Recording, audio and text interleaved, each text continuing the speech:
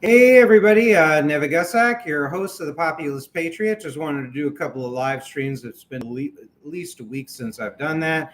Just wanted to give my happy Father's Day wishes and some public policy recommendations to how to improve the position of fathers. So I already did that. Now we're going to talk about some recent news here. I have an article in QZ, that's quartz.com. Golf's embrace of Saudi money mirrors tech's uneasy cash grab. And this article is by Dario Strange in QZ.com, quartz.com. And I'll just read a little bit and I'll give you my impressions of what's going on here. The battle lines in golf have been drawn pitting the PGA Tour against, which is of course very established, against some of its biggest stars who have decided to join the LIV Golf Tour. LIV Golf Investments, which is backed by the Saudi Public Investment Fund, PIF, its majority shareholder, was launched last year with golf legend Greg Norman as its chief executive officer. PIF recently pledged a $2 billion investment to expand the organization's efforts internationally. So far, of the 48 golfers involved, the most high profile names to join LIV Golf are Phil Mickelson and Dustin Johnson, who were reportedly offered $200 million and $125 million, respectively, to join the new tour. Additionally, LIV Golf is offering larger prize money payouts. And it just kind of goes on and on and on. So the article here. And what was interesting was the reactions of Mickelson and Johnson's decision to join LIV. This is what Mickelson said. Knowing all of this, why would I even consider joining LIV Golf? Because this is a once in a lifetime opportunity to, let me back up here. This is what Mickelson said. They're scary motherfuckers to get involved with, meaning the Saudis. We know they killed Jamal Khashoggi, who's a journalist, and have a horrible record on human rights. They execute people over there for being gay, Mickelson said in a recent interview. And he's correct. Knowing all of this, why would I ever even consider joining LIV Golf, which is backed by the Saudi government, essentially? Because this is a once-in-a-lifetime opportunity to reshape how the PGA Tour operates. Saudi money has finally given us that leverage. The PGA Tour is sitting on hundreds of millions of dollars worth of digital content we could be using for our social media feeds. The players need to own all of that. We played those shots, we created those moments, we should be the ones to profit. Similarly, during a press conference this week, Johnson defended his decision to join LIV Golf by saying, quote, I chose what's best for me and my family. So I have a lot of concerns about that. Now, what Mickelson is saying, I'm not an expert in golf. Maybe some of you can probably lend your expertise if any golfers out there or observers or enthusiasts of pro golf. But to me, those statements are disturbing. Johnson's is probably the most disturbing because what they're exemplifying is this libertarian idea of it's all about me, with no fealty paid towards what's morally right, and prostituting yourself to a vicious human rights violator, Saudi Arabia, a country that's allegedly an ally, but through the decades has acted in a very untrustworthy fashion. They have supported international terrorism like Hamas and the PLO. They have backed and financed radical socialist Arab dictatorships like that in Saddam Hussein's Iraq and Hafez al-Assad's Syria in varying occasions. The Saudis have had a hand with Al-Qaeda, the vicious terrorist organization that committed aggression on 9/11. The list goes on and on and on. They're a completely anti-Western culture internally in the country. Its citizens are absolutely oppressed. The Saudis have provided, for a variety of reasons, funding throughout the decades, even to Marxist Leninist states like South Yemen at times during a little bit in the 1970s and 1980s. The Saudis have also provided loans to the old Eastern Bloc in the 1980s, like in Hungary and Yugoslavia.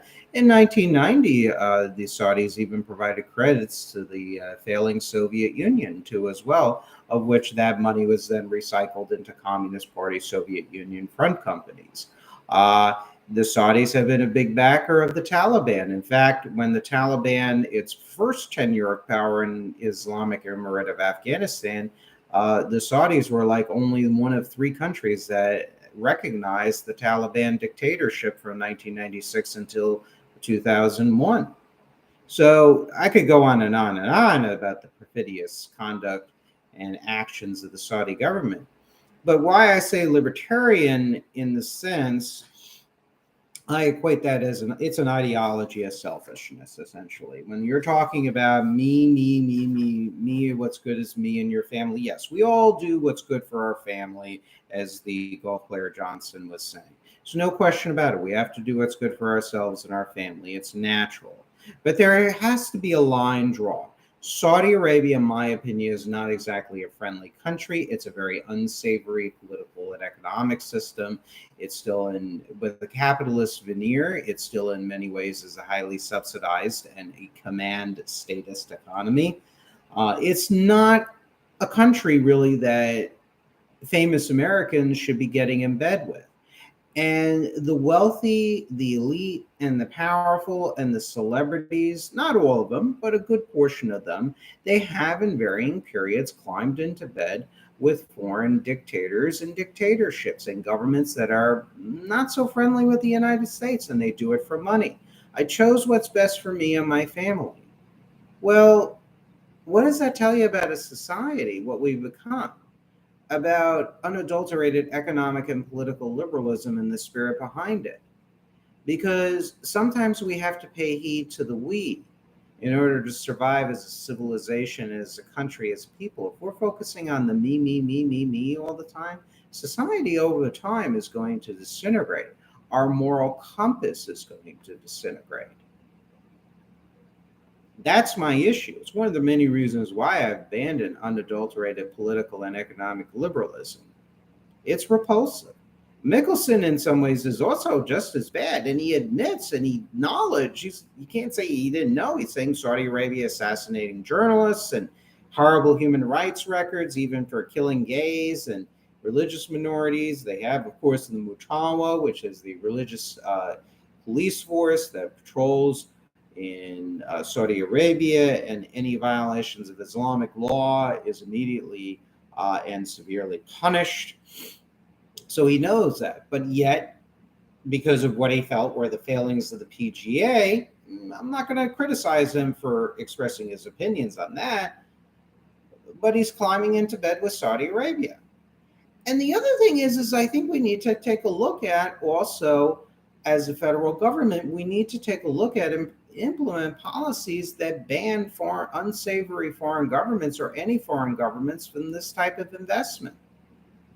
We should not be putting Americans in a position where they have to, where there's an incentive to choose of going financially into bed with a hostile or an unsavory foreign government like the Kingdom of Saudi Arabia. This kind of investment should be banned at this point. We should not be doing that. Saudi Arabia, China, Russia, etc. This shouldn't be allowed. And I know we will have some libertarians and the pro-business people maybe in my audience are saying, well, it's freedom. Well, when you have freedom from responsibility, societies collapse spiritually, morally, and yes, politically. So this is, I got to tell you, we all have to do what's good for our families and ourselves. I get it. I do it. But sometimes you have to do the right thing, and you have to make the right choices by people and not climb into bed with vicious dictatorships or foreign geopolitical enemies just so you can make a buck. And I think, as Johnson says, I chose what's best for me and my family. That's one of the problems in this country. Our elites, our political and economic elites, famous people, more often than not, they choose what's good for themselves, but they fail to think of what's good for the country when it comes to crafting foreign policy, crafting national policies, foreign policies, or even business decisions. The boundaries between doing what's moral and correct, golden rule is my morality basically, versus just now everything is, it feels good, just do it. Hey, it's right for me. It feels great. I'm just going to do it. Irregardless of how others are affected. And there needs to be a better balance culturally in this society. And this is where I would like a mass-based radical civic nationalist political movement that will hopefully use the bully pulpit and will have a informational apparatus that will push back against the me culture. Everything all about the me, the culture of narcissism, which of course people like Christopher Lasch and others started to write about and observe in the 1970s. So very, very unfortunate what's going on with the infiltration of the Saudi-funded Gulf League LIV in a radical civic nationalist government. This type of activities would be prohibited. And we would also wean ourselves off from any dependence on energy supplies from Saudi Arabia. So that's another thing in our geopolitical alliance with them. Not a good thing. Not a good thing at all. So I'm going to do some more live streams and I will be back.